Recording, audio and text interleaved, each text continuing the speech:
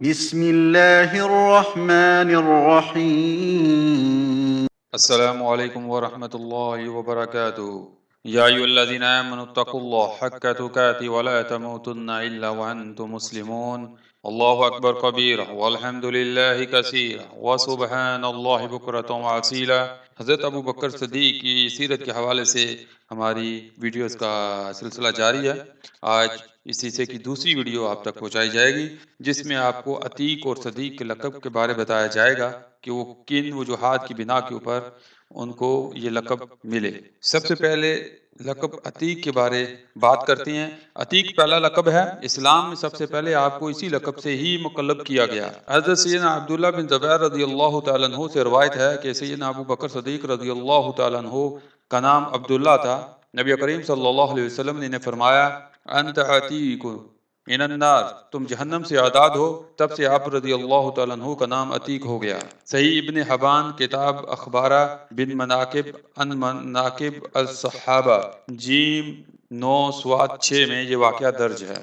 حضرت سیدنا عائشہ صدیقہ رضی اللہ تعالیٰ عنہا سے روایت ہے کہ میں ایک دن اپنے گھر میں تھی، رسول اللہ صلی اللہ علیہ وآلہ وسلم اور صحابہ کرام علیہ رضوان اجمعین صحن میں تشریف فرما تھے۔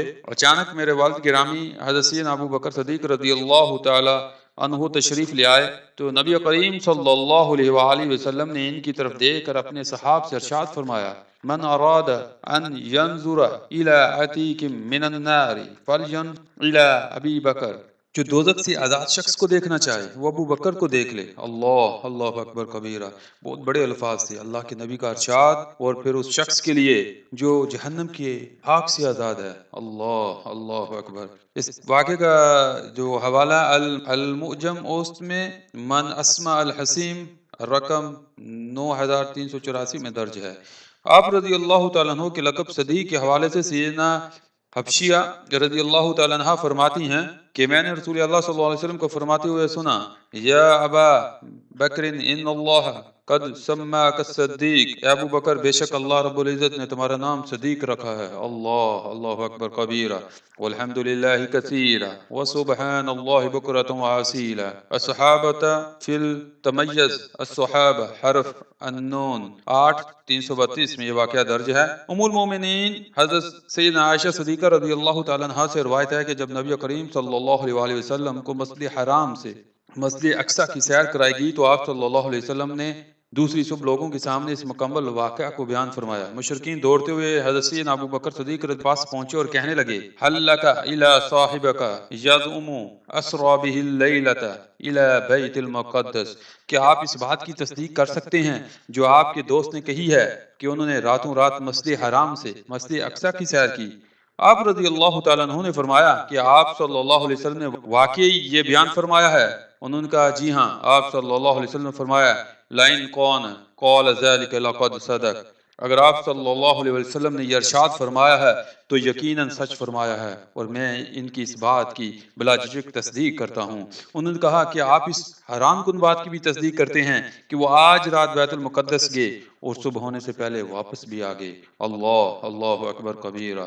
آپ رضی اللہ تعالیٰ عنہ نے فرمایا نعم انی لا اصدق فیما ہوا ابعد من ذلك اصدقه بخبر السماء فی غدوۃ او روحا، جی ہاں میں تو آپ صلی اللہ علیہ وسلم کی آسمانی خبروں کی بھی صبح و شام تصدیق کرتا ہوں، اور یقیناً وہ تو اس بات سے بھی زیادہ حیران کن اور تعجب والی بات ہے۔ اس کا حوالہ المستدرک علی الصالحین رقم 4515 میں درج ہے۔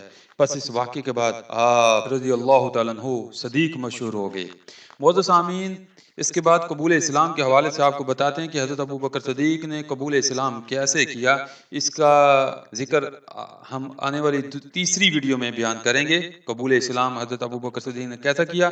معزز سامعین، امید ہے کہ آپ ہماری ویڈیوز کو سنیں گے اور اپنے دوستوں اور رشتہ داروں کے ساتھ بھی شیئر کریں گے، کیونکہ یہ صدقہ جاریہ ہے، اس سے آپ کو بھی اجر ملے گا، اور ہماری کوشش ہے ایک اچھے سے اچھا مواد جو آپ تک شیئر کیا جائے جس سے آپ کو بھی فائدہ ہو اور آپ کو سمجھنے میں اور اس کے اوپر عمل کرنے سے بھی فائدہ ہو۔ میرے بھائیو، یہ بات ذہن میں رکھو کہ جو انسان اس دنیا میں آیا وہ اکیلے ہی اس دنیا میں بھیجا گیا، نے جب اس دنیا سے رخصت ہو کے جانا ہے تو پھر یہ اکیلے ہی قبر میں رہنا ہے، لہذا ایسے اعمال کر کے جائیں جن سے آپ کو آگے والی منزل میں دشواری پیش نہ ہو۔ آپ میری بات کو اچھی طرح سمجھ سکتے ہیں کہ میں کس موضوع کس پوائنٹ آف ویو سے آپ سے بات کر رہا ہوں۔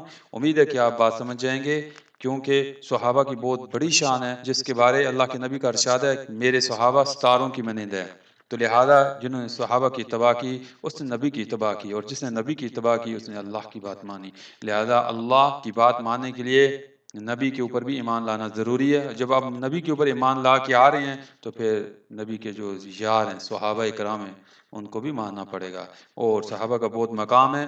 1,24,000 کے قریب کم و بیش صحابہ ہیں، جن میں سے سب سے افضل ترین جو امتی ہیں اور بعد از انبیاء جو مقام ہے وہ حضرت ابو بکر صدیق ہے۔ لہذا ہمیں سب صحابہ کا احترام کرنا چاہیے، اسی میں ہماری دنیا اور آخرت میں عافیت ہے۔ اللہ تعالیٰ میرے آپ کا ہم یا ناصر ہو۔ اپنی دعا میں مجھے یاد رکھیے۔ جزاکم اللہ خیر۔